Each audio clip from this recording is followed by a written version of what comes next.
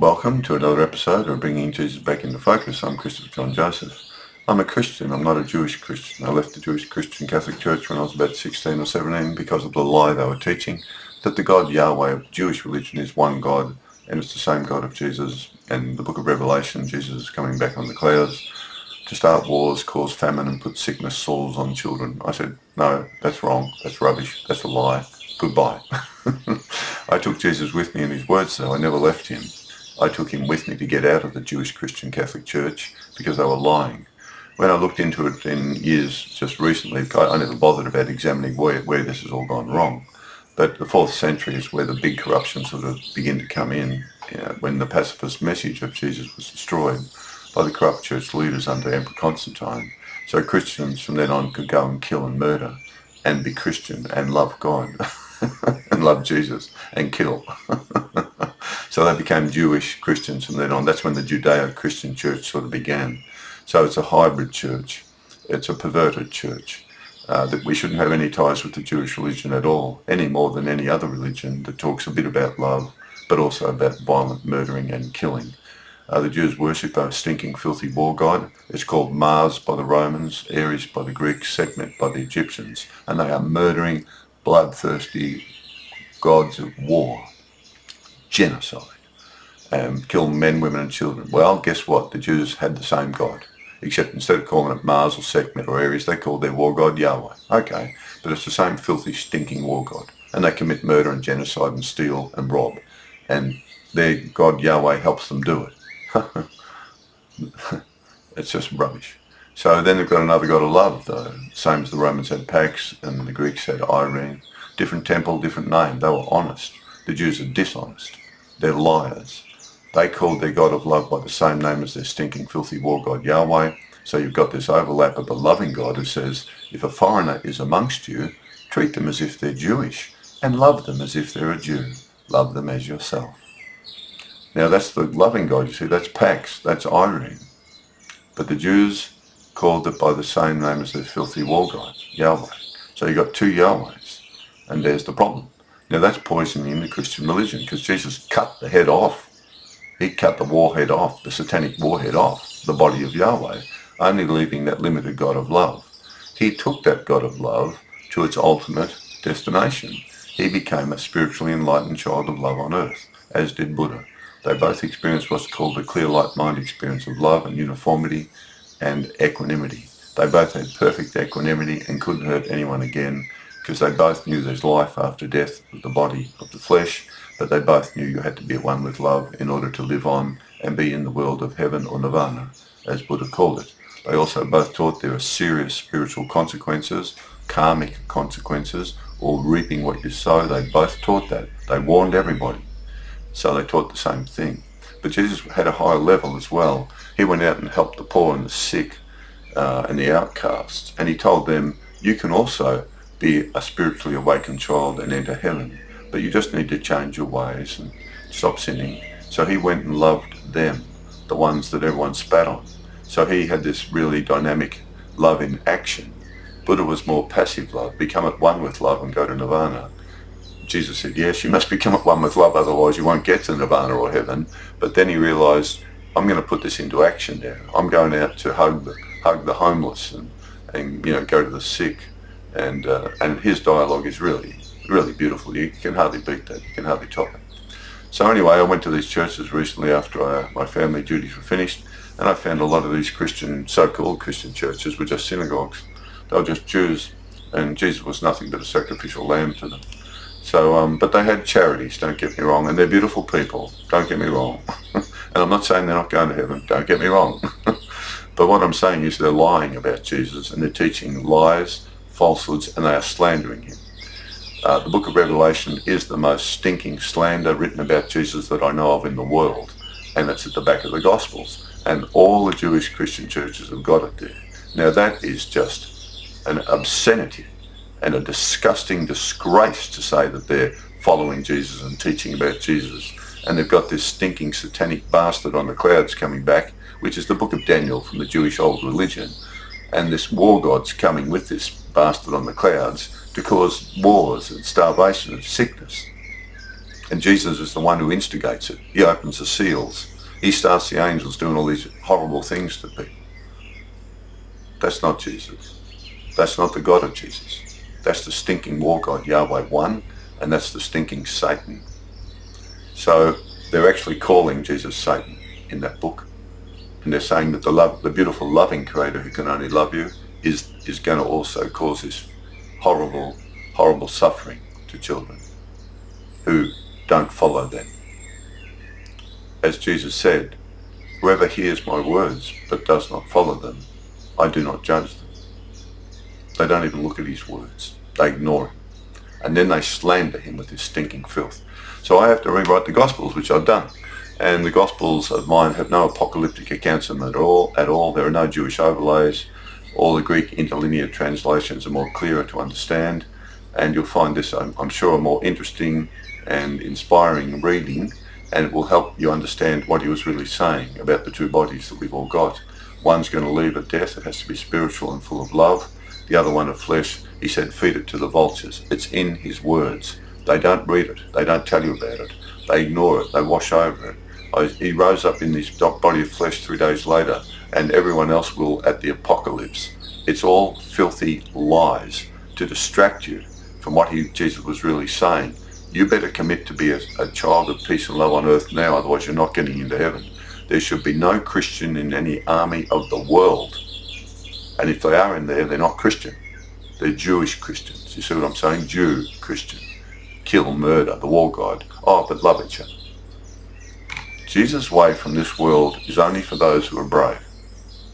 If you haven't got the guts to be a pacifist in this world, okay, join the warmongers who kill.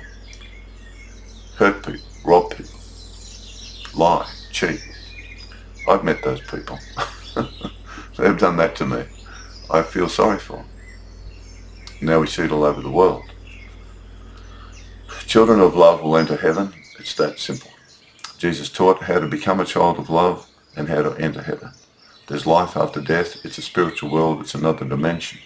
We have to be children of love and light right now. And that's what he said. So I'm happy to correct the lies that they've been teaching and at least provide a much better, truthful translation of Jesus. And I can do it because I've always known his love and non-violence. So they're the contents of the book. We're up to reading John, which is just here. We're up to this part here. I came to save, not judge. Well, what a timely part of John to be reading after my dialogue. You see, this is what I hate about the Jewish Christians who are lying to everyone. I hate their lies, their filthy slander, and the misleading way. I've met a number of people who have left the church and said, I want nothing to do with religion or Jesus anymore. One woman said, they really screwed with my mind. I want nothing to do with God or Jesus. And so that was why I started looking into it. I met these people who had been really driven out of the Jewish Christian churches and away from Jesus and his way. And I was never interested in the Jewish stuff. I was just a follower of his love and non-violence. Buddha was a pacifist too. I loved him and Buddha's teachings. His words were always with me. I didn't need anything else. Certainly didn't need the Jewish religion or their stinking war god. Why would I want that? I'm a follower of Jesus, of peace and love. So I looked into it, and that's how these books came about, because I saw a great need for truth in the world now about Jesus in particular, and all these filthy lies that all these Jewish Christian churches are teaching children. It's just driving children away. Jesus' teachings are really dynamic. You've got to meditate on heaven. You've got to believe in heaven. You've got to think about the spiritual identity, and you've got to bring it alive. Well, that requires meditation, thinking about what Jesus said, connecting to heaven, believing in heaven, having faith. All the normal spiritual things are there in my gospel dialogues of Jesus, but they're much clearer, much more precise, much more well aligned. You won't find any poison in my gospel translations, any Jewish poison in particular. I came to save, not judge. John 12:42-50. Many believed in Jesus, even among the rulers, but because of the Pharisees they did not admit it, lest they should be put out of the synagogue, for they loved the praise of men more than the glory of our loving Creator. Jesus said, he who believes in me believes not in me, but in she who sent me. And he who sees me sees she who sent me. I have come as a spiritual light into this world, that whoever believes in me and my spiritual way should not live in darkness any more. And if anyone hears my words and does not believe, I do not judge them. For I did not come to judge the world, but to save the world. They don't read his words, particularly these apocalyptic Jewish Christians. They're really serious poisoning. They are really messing things up. I'll read that again. And if anyone hears my words and does not believe, I do not judge them. For I did not come to judge the world, but to save the world. He who rejects me and my spiritual way and teachings and does not live by them will receive the consequences of not following the spiritual way, but I judge him not. He's simply saying there are karmic consequences if you don't live a life of love and peace here on earth. That's what he's saying. He's saying, look, I'll show you how to live a life of peace and love, so when you die, your spiritual body will be full of love and peace, and you'll go to the heavenly spiritual world where he's going. He's not coming back. He's telling you how to get there and be with him. He knows how to get there now. He's got a spiritual body. He doesn't hurt anyone anymore. He can't. So he's simply saying it quite clearly there.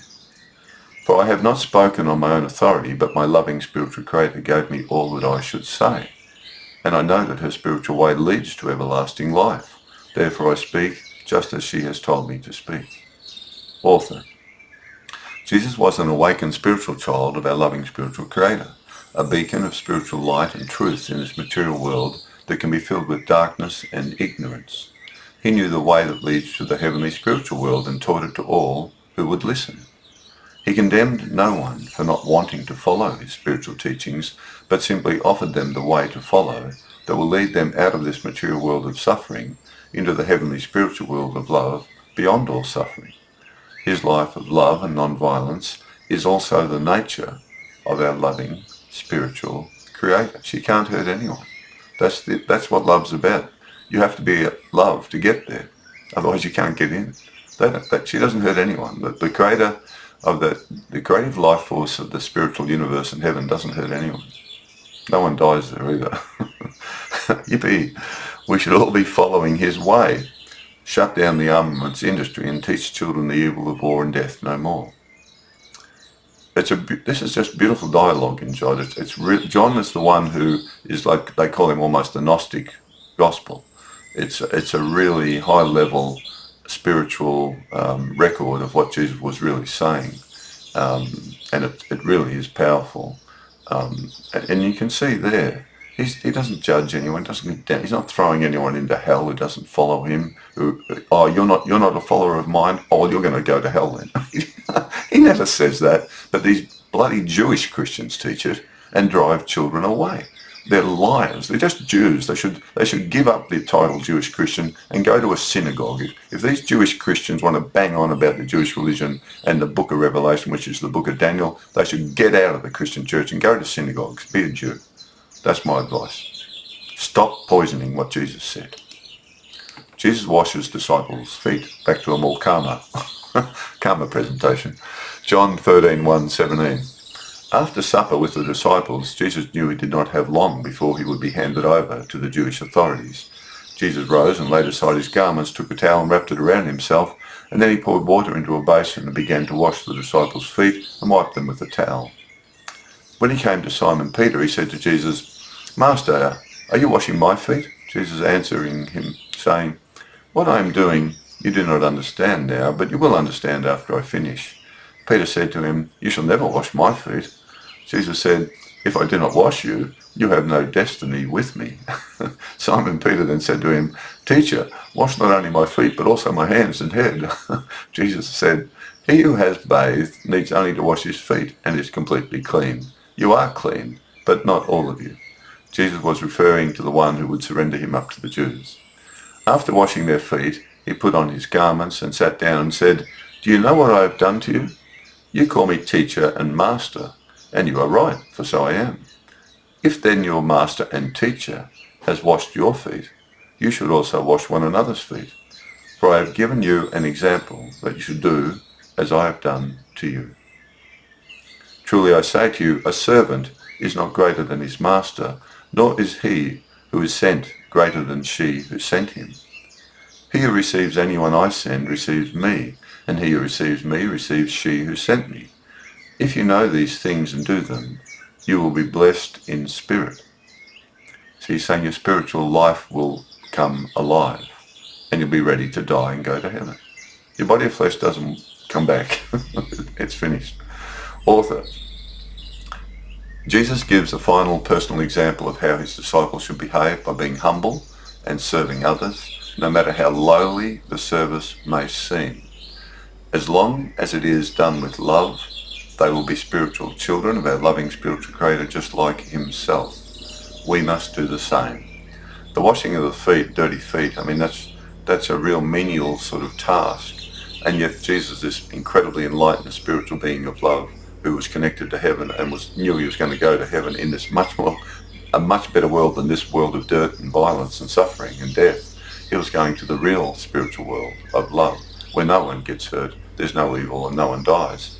And yet he washed their feet like a humble servant, someone who had no, he wasn't a regal king or anything. So he was a teacher of humility and service and love. Well, anyone who loves is the same as anyone who loves. We are all children of love. Choosing the one to surrender him up. John 13:21-30. Jesus was troubled in his spirit and said, "One of you must surrender me up." The disciples looked at one another uncertain of whom he was speaking about.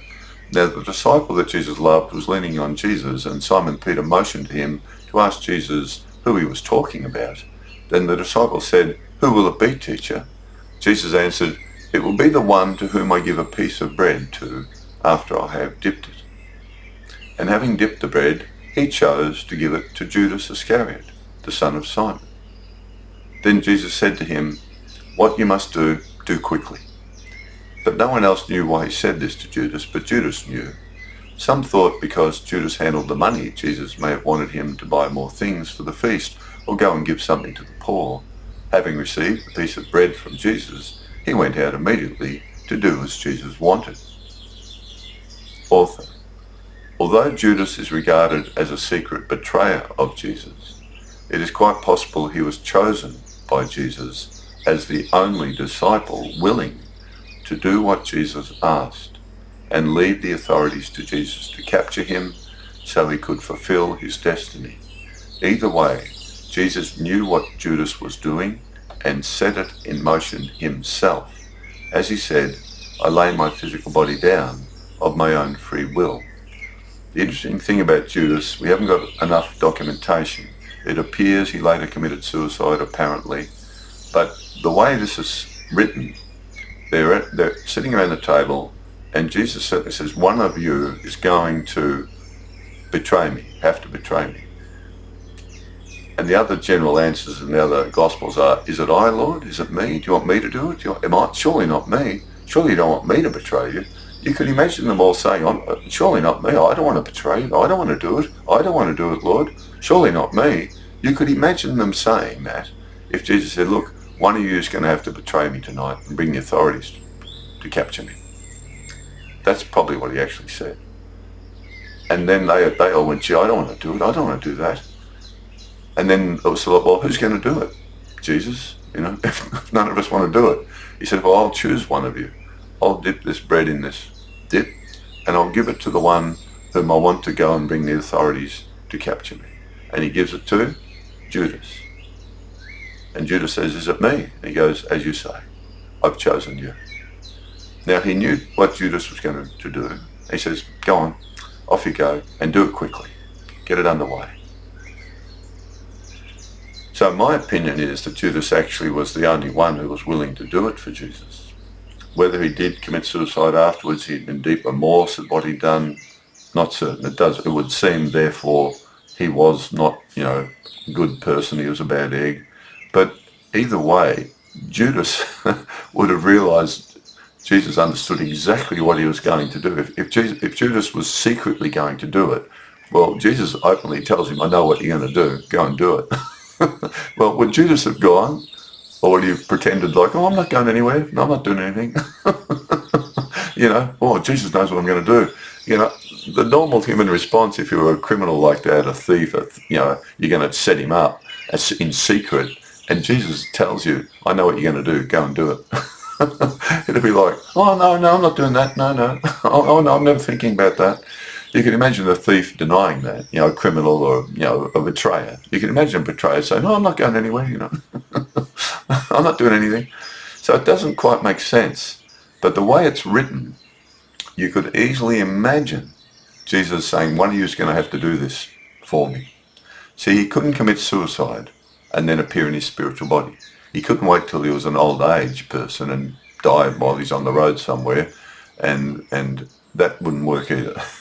And the Jews were trying to kill him all the time, and it wouldn't be long before they would kill him, stone him to death, and he may not have time to sort of get everything ready so the disciples are ready to understand the fullness of the teachings and all that sort of thing. And also he needed a public display of his body being killed in front of everyone, and then he appears in his spiritual body the same day on Friday night. And that's what happened.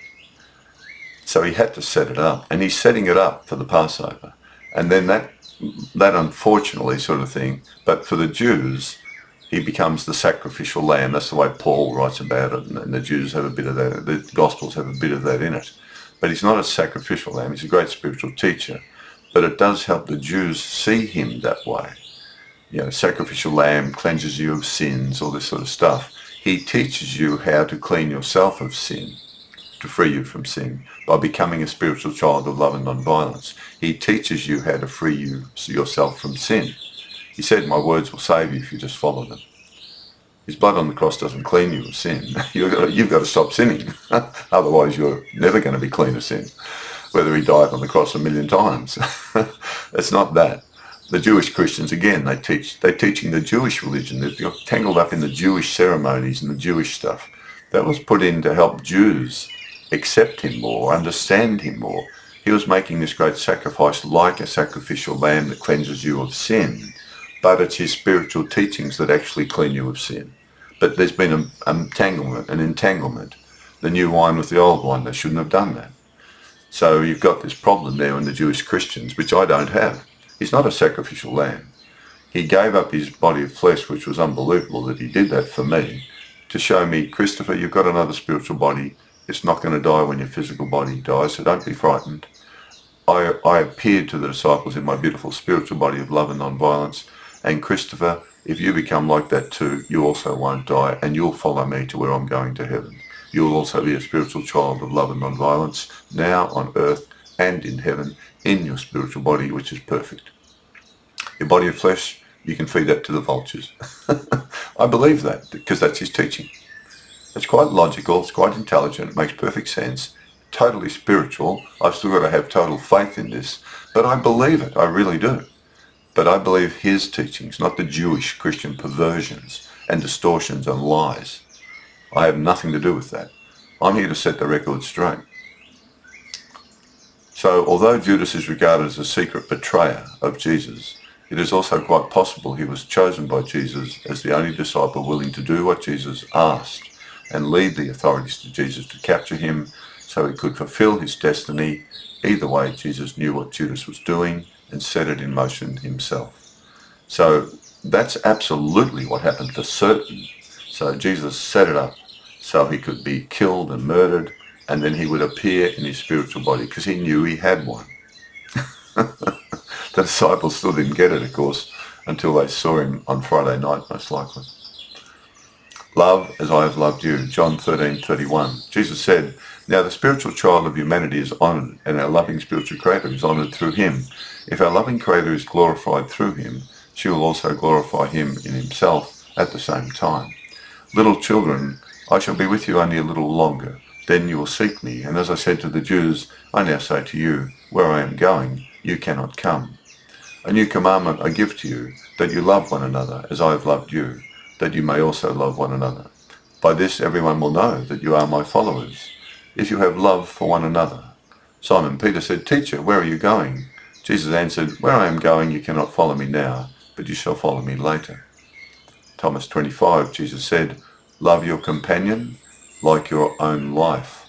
Protect such a one like the pupil of your eye. Another beautiful saying about the way we should protect other children from harm and suffering, not cause it like the satanic warmongers of the world are doing at the moment. We follow Jesus and his way to heaven. They're following Satan's way to hell. That's their choice.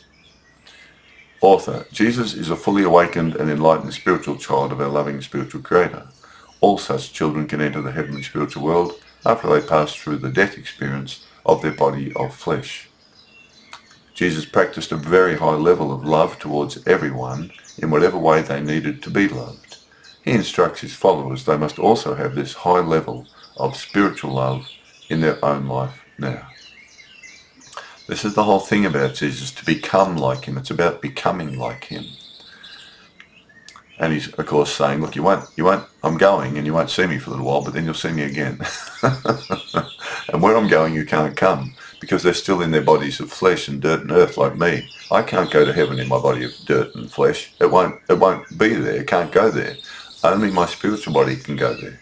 But is my spiritual body alive and well? Have I forgiven all the people who've hurt me and condemned me and refused medication so I die? Yeah, I've forgiven them. They're lost. I have to forgive them. I feel sorry for them. Do I pray for peace in the world? Sure. Do I join the Army and Air Force and Navy? No, I never have and I never will.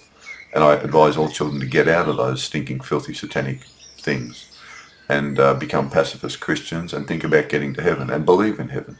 So I just teach that, which is what Jesus taught. So I'm just a follower of his who simply passes on the message that he gave to me and everyone else who's a true follower of the original Christian community that Jesus founded, the Clear Light Mind Experience community that Buddha and Jesus both founded in their own traditions, and it's beautiful, but it's a really serious commitment, and if you don't become serious about it, you won't do it.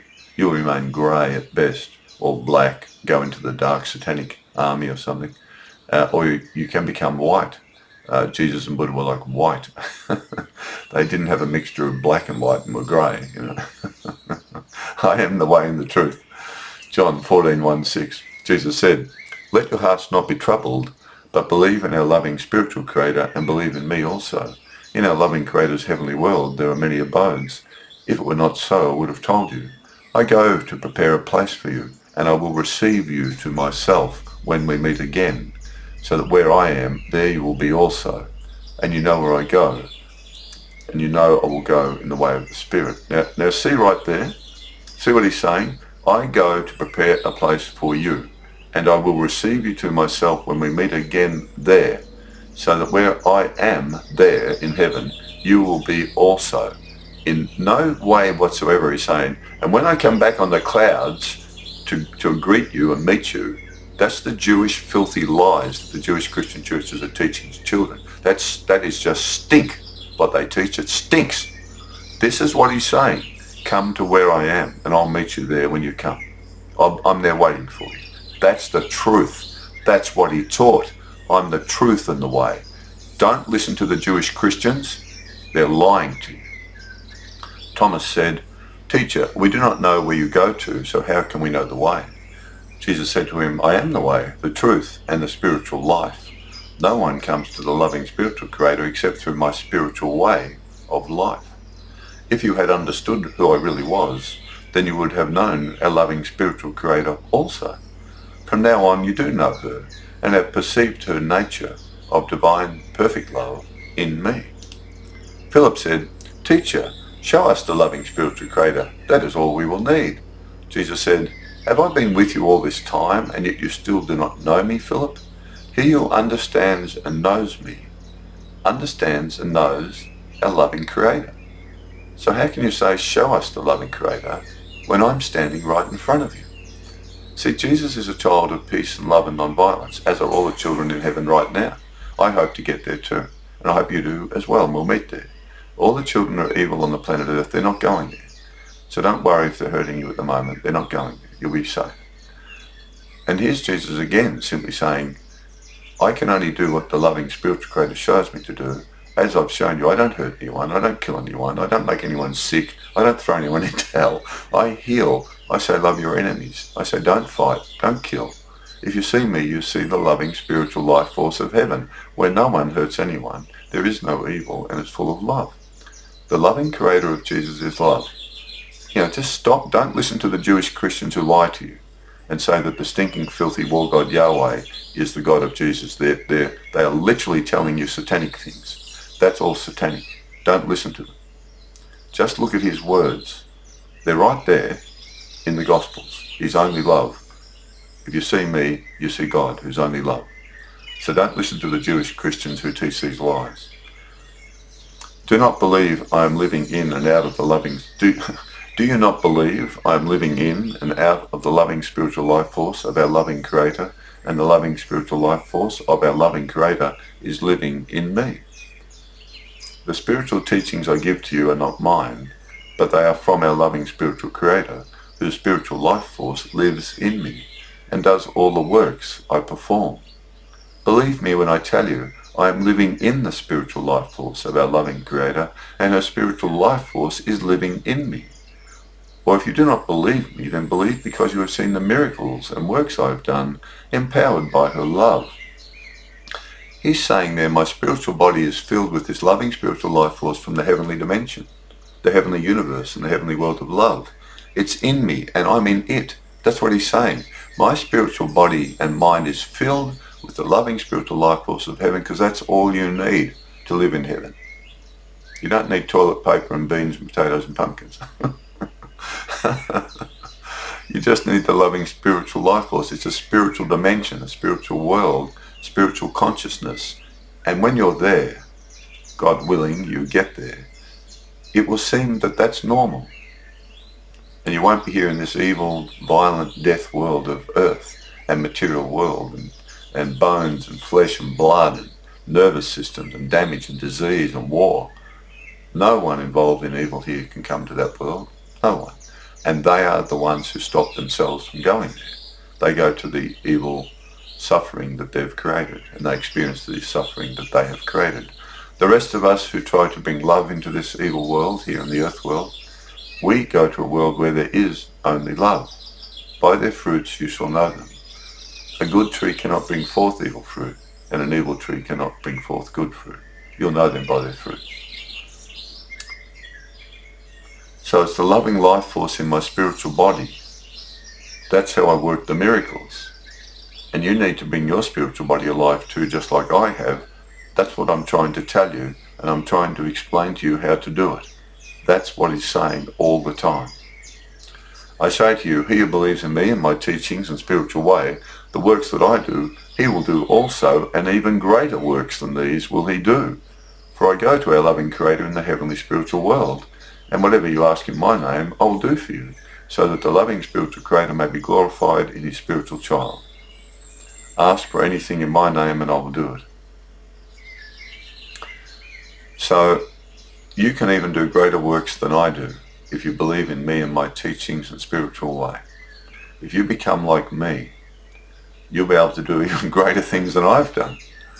So he's like, we stand on his shoulders, and we can do even greater things, but we've got to be like him to start with. He gives us the baseline. At least be like me. And then I've sort of done the hard work, and I can explain to you how to become enlightened.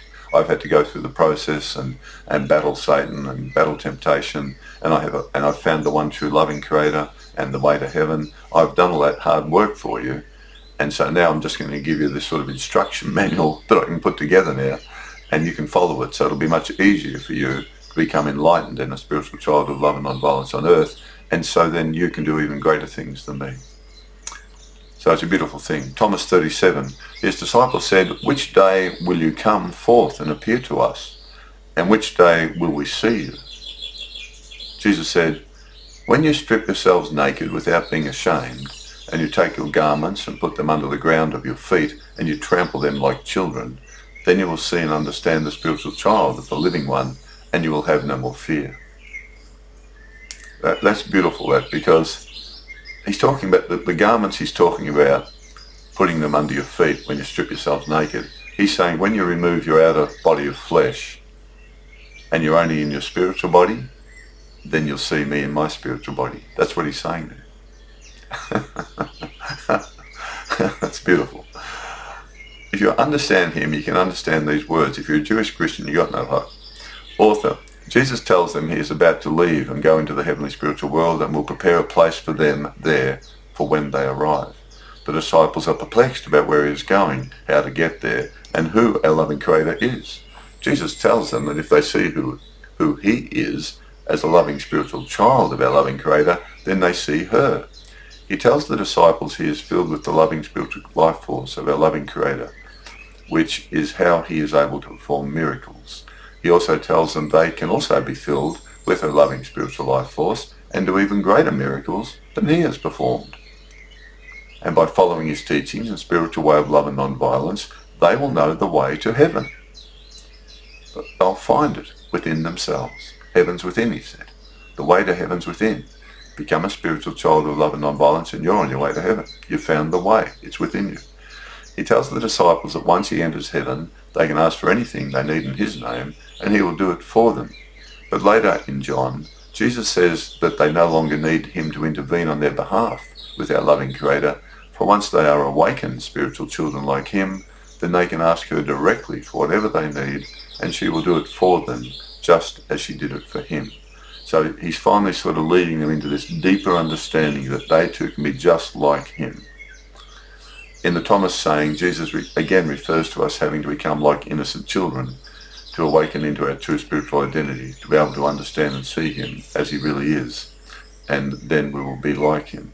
But the innocent child is where, when you take off your garments, he says, and trample them underfoot, and you're naked, then you'll be like me.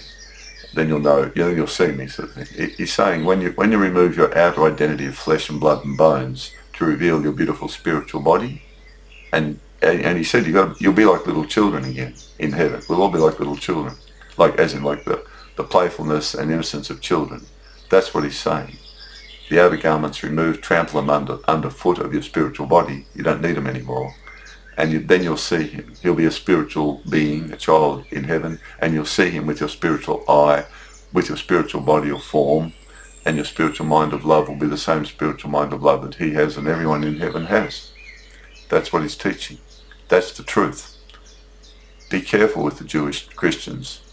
They worship Yahweh, which one of the Yahwehs is Satan. And that poison of Satan is in the Jewish Christian churches. I've seen it.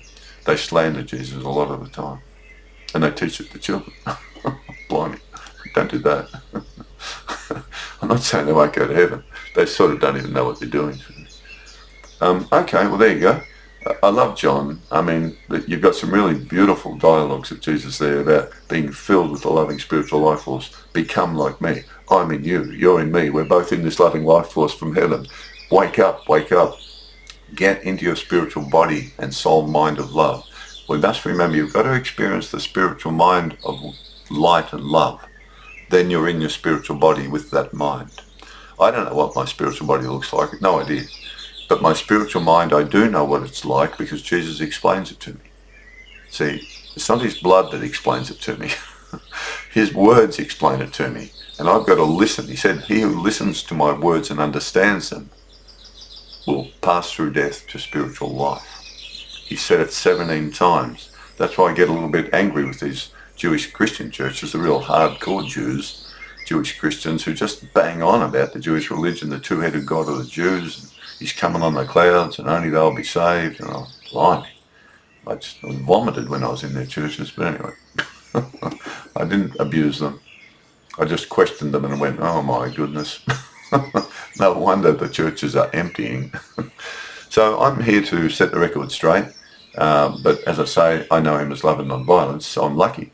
And I've never been poisoned by the Jewish religion because I left the influence of the Jewish Christian Catholic Church when I was 16 because I saw that was a lie. There isn't one God in the Bible. The Jews worship two gods to start with, and that can't be Jesus coming on the clouds. It's not him. So why are you teaching that? Something's wrong with you guys. You're teaching some bad things. But they've got charities, you see. And they've got beautiful people working in the charities and beautiful people who love God through Jesus, who ignore the Jewish religion, ignore the book of Revelation, and just see Jesus. So many, many Jewish Christians go to heaven. As many good Jews go to heaven who only follow the Yahweh God of love, they go to heaven too.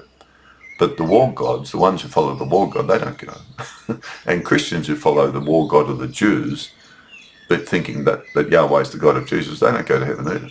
They can't. That's a satanic war god. So you can't serve two lords, Jesus said. You either serve love or you serve hate, and murder and kill, or you try to save. Jesus said, I've come to save, be like me, and you'll come to heaven. Follow me to where I'm going. There are plenty of places there for us all to live. I'll meet you there when you come. They're the correct words. John's got them. This business about coming back on the clouds, that was put in by an apocalyptic Jew who hates Jesus, who hates the God of Jesus, and who works for the stinking, filthy war god of the Jews. That's who put that in. It's either been overwritten, particularly in Matthew, or Matthew was the apocalyptic Jew. And if it was Matthew, then he wrote the book of Revelation. Someone who wrote the book of Revelation put all that apocalyptic crap in the Gospels like a paper trail that leads you to the stinking, filthy, slanderous book of Revelation. So I tell you the truth. And don't be shocked by it at all if you're a Jewish Christian, but rather look at it yourself and ask yourself, how could this be Jesus coming to cause sickness on children, starve people to death, and tell children to go and start wars with each other? They're the opposite of Jesus. Therefore, logically, intelligently, it cannot be Jesus, can it? Think for yourself a little bit, Question what you're told. If it's correct and intelligent and logical and matches Jesus, who is love and non-violence, there's a good chance it's correct. However, if it's like sheep in wolves' clothing and they're lying and saying Jesus is a murderer and the God of Jesus commits infanticide and kills their children, they're talking about the stinking war god Yahweh one. They're Jews who are telling you that, disguised as Christians. That's my warning. Anyway, no one watches my videos. So I'm just talking to myself. Love your way to heaven and you'll be there. But if you want to hate your way to hell, that's your decision. Don't go there. You'll be sorry. Okay. I hope I get to heaven. I hope you do too. Bye.